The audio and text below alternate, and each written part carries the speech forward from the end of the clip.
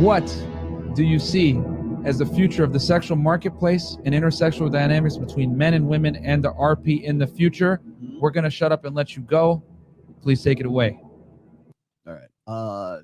For women, I see a lot of loneliness on the horizon. And I don't say that to be like an asshole. I say that as sort of a warning. I think a lot, like whenever a guy says, oh, you're going to be lonely and cat lady and you're going to have box wine and whatever, like, and you're going to be a spinster is basically what they're saying. And it sounds like revenge. It sounds like guys are either too happy or they're too pissed off or too sad about like the state of women. I just go down to nuts and bolts. And I outline this actually in book 4 as well. There is a study by Morgan Stanley Financial. They did you can go find it too. It's online. It's called The Rise of the She Economy. And in that sort of research, they postulate that by 2030, women between the ages of 25 and 44, something like 52%. I hope I'm getting my numbers right. Something like 45 to 52%. It's over half. Yeah, it is going to be over half of women of marriageable age will be single for the rest of their lives. They will not reproduce unless they get unless they get artificial insemination, but they will be unmarried and childless during those ages by 2030, which is like a very, very steep incline. In fact, they are so certain of this that they did this research on Morgan Stanley so their investors would know what to invest in the coming decade. Wow. So they're invest in box wine, right? And invest in cat toys, invest in it's not a joke, guys, when we say this. In ovum freezing and in reproductive technology. And pet dogs. Cats, dogs, whatever. What is going to be hot in the future, and this is what you can expect, and so this is what you should put your money into. So if we're already making predictions of where we should put our money, I think we need to look at why this is the way it is. Now, if you go and you follow the logic of Bloomberg or Morgan Stanley, Forbes, whatever, they will say this is a great success. This is a glowing, great progress of humanity. Well, finally, women are independent. You hear women say, like we heard last night from the 20-year-old girl, I want to give up my independence, right? Okay. I wanted to say this, but I didn't. Independent of what? Independent, like if you're independent of something, what were you dependent on that you're now independent of? Right. And whenever we hear this, remember I was telling you about how we've been hearing the same jingo, the same lingo from feminists for a long time. That's one of them. I want to be a strong, independent woman. Okay. Independent of what? Independent of men. That's what it is. They've already achieved that. There's more women in college right now. They're making more money now.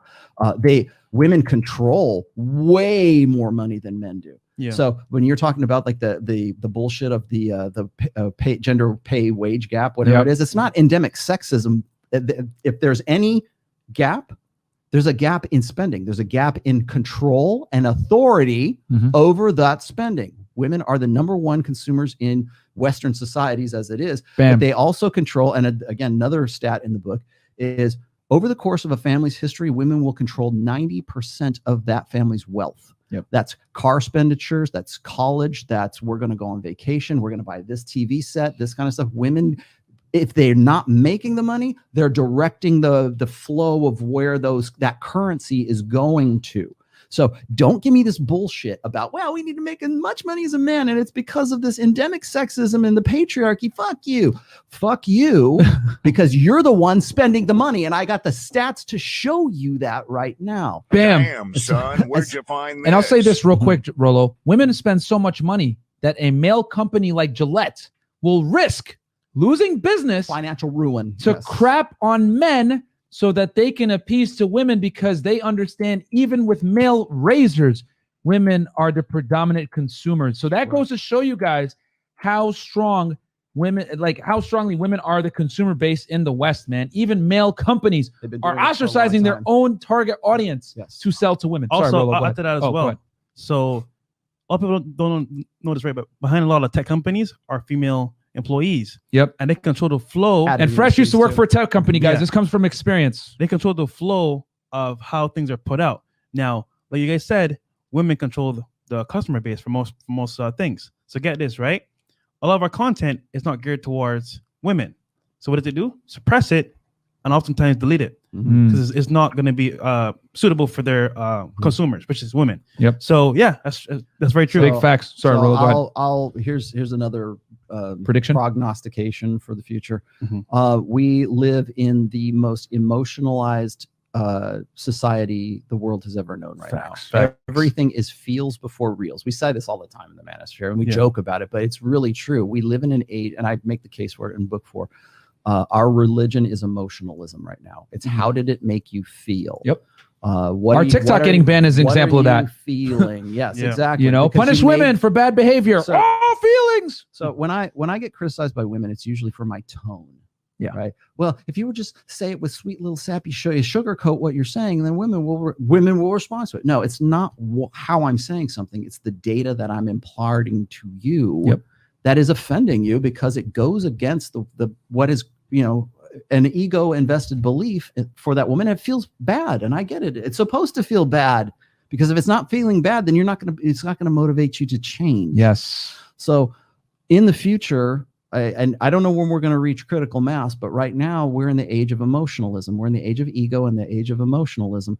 And so we base our policies, whether it's political, whether it's economic, whatever it is, based on our emotional response to things. We have at least the last 3 generations of men who've been conditioned, and blue pill conditioning, have been trained to emote like women, to see emotional, like they've been trained and taught that the way that women process emotion is the correct way to process emotion. Facts. So when we say, oh, that man he's toxically masculine, he's not in touch with his feelings, right?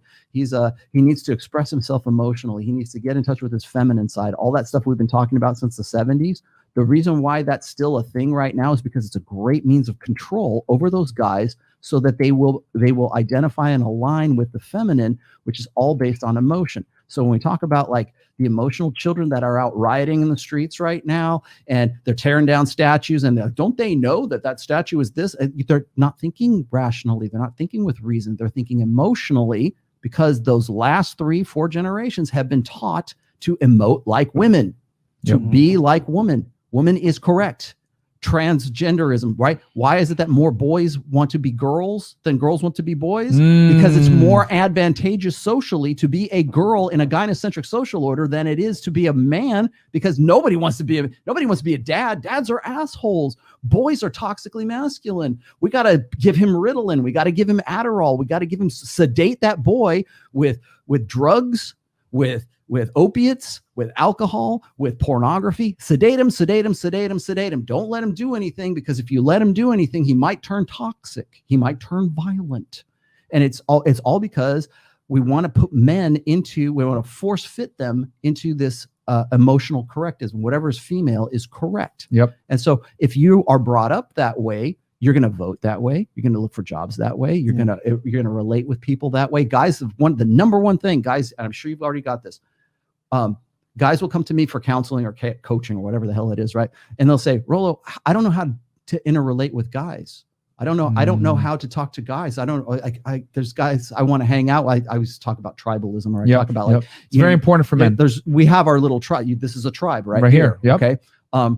Do you have tribes? And they don't. And the reason they don't is because they've been taught to emote and to relate to men as if they are women. Yeah. And that's what's valuable, and that's what makes them valuable, and that's how they get their self-worth. So it's no shock to me when guys in the black pill community or blue pill or purple pill or whatever it is, they don't want to make women the measurement of their lives, but they still emote and they still relate with people as if they have a feminine sort of training.